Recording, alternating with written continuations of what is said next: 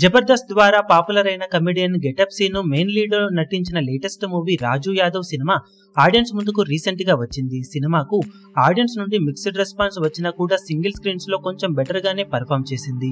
Overall గా weekend పూర్తయ్యే సమయానికి సినిమా తెలుగు రాష్ట్రాల్లో 60 లక్షల రేంజ్ లో షేర్ ను అటు ఇటుగా వసూలు చేయగా 1.3 కోట్ల రేంజ్ లో గ్రాస్ ను అందుకుంది.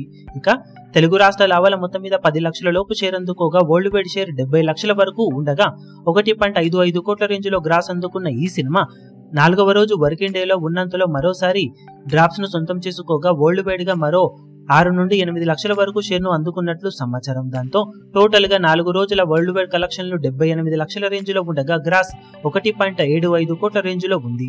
సినిమా బాక్సాఫీస్ దగ్గర డీసెంట్ హిట్ అనిపించుకోవాలి అంటే మినిమం 1.8 కోట్ల రేంజ్ లోనైనా వసూలను అందుకోవాల్సి ఉంటుంది. వీకెండ్ లో పర్వాలేదనిపించిన వర్కింగ్ డే లో కొంచెం ఎక్కువగానే డ్రాప్ అవ్వడంతో మిగిలిన రన్ లో సినిమా బాక్సాఫీస్ దగ్గర ఇప్పుడు ఎలాంటి హోల్డ్ ను చూపెడుతుందో చూడాలి.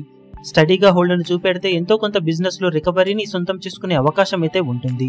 మరి సినిమా బాక్సాఫీస్ దగ్గర మిగిలిన వర్కింగ్ డేస్ లో ఎలాంటి కలెక్షన్లతో పరుగును కొనసాగిస్తుందో చూడాలి.